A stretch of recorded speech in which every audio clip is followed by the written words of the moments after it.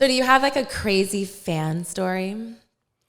Because I'm sure you have lots of. In what capacity? Like, let's say I've had lunatic fans, and I've had. Let's do because we'll get to it later with the sexual, like sexier part of it. Let's do a lunatic story where it was just like super insane.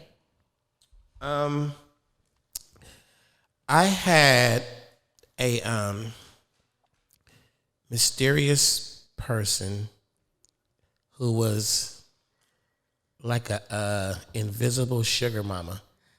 Now, at the time, I'm selling, it was when I did my first platinum album, first big tour, first time like just going out in the world and just being Too Short. And explain what an invisible sugar mama is to Private Talk listeners, because I have no clue. My invisible sugar mama was sending me gifts. What kind of gifts? Like nice shit, like Louis shoes, like nice suits. It's not that she was sending me shit. It's that the shit, every time I checked into a hotel room, we were doing 5 shows a week and 5 different cities on a tour bus going from city to city. And I would have these really nice hotel suites, and every time I checked into my room, it would be a balloon arrangement, a card, it'd be like some gifts, something it was always something decent. And thoughtful, invisible girlfriend. And I never knew who it was.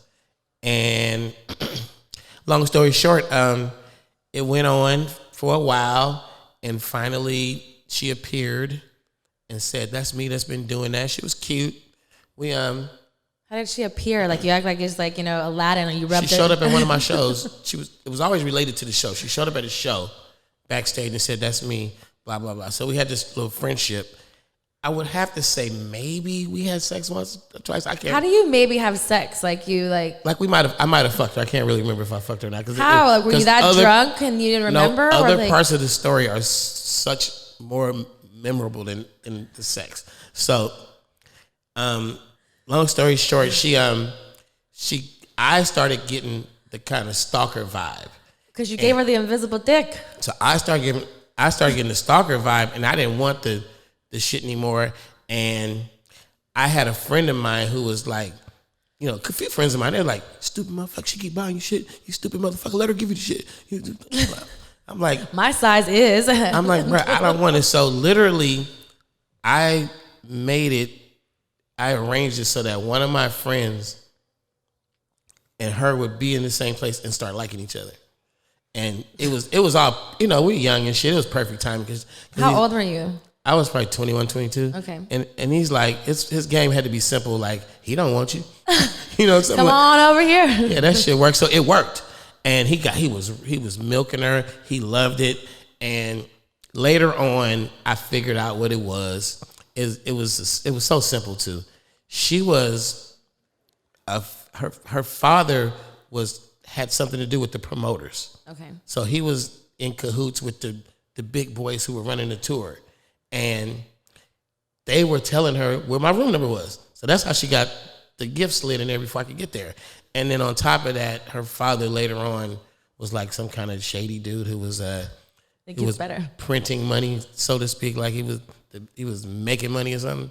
So did your friend stay with her? Are they happily married with 2 kids somewhere? No. He just milked her out of a lot of gifts, and it just all trickles down to some shady fan shit. But it was fun though. It was a fun days. I mean, at that time, it's like you're young. You kind of see what you get away with. You don't really know what it all really entails. Like, I mean, I would be kind of like, hey, if I'm going to follow, they're going to know exactly what my room is and give me gifts. I mean, you can only take it so far. But when it starts getting creepy and you have to forget you had sex with her, it's kind of. I remember not liking her like that. Like, yeah. And she was beautiful and stuff. I still don't like that personality where it's just like, you trying to buy me. Yeah. I don't like that either. For me, I feel like that's why, in my industry, it's very taboo. A lot of girls do extracurricular activities, which I'm like, to each his own. But I just feel like I have a problem with people telling me what to do. So I want to control it. I want to do it. And I work harder for it. Give me things. I'm okay with you giving me things. Yeah, giving things. But I mean, not like buying my affection. Exactly. Because then it's like, how do you know that when you stop buying things, that the affection is still going to be there? And most times, 9 times out of 10, it's not. So I'll buy for myself. And I just keep rocking like that.